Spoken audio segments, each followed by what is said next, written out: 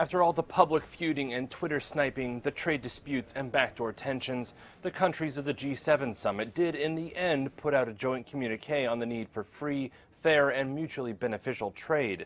But after watching Canadian Prime Minister Justin Trudeau's closing remarks, Donald Trump pulled out of that agreement, tweeting on Saturday that he had instructed his representatives not to endorse the communique because of, quote, Justin's false statements and calling him weak and dishonest.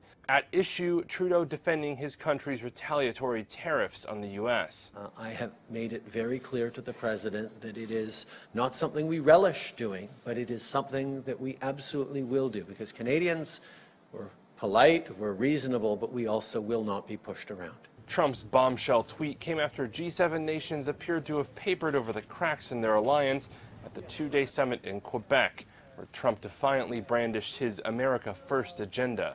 The Prime Minister's spokesman tweeting that what Trudeau said wasn't anything he hadn't already said to Trump himself. Trump had set a very confrontational tone ahead of the summit by slapping tariffs on steel and aluminum imports from Canada and the EU, and calling for Russia to be let back into the Group of Seven. He left the same way he came in, airing his grievances on trade. Tariffs are going to come way down because people cannot continue to do that. We're like the piggy bank that everybody's robbing, and that ends.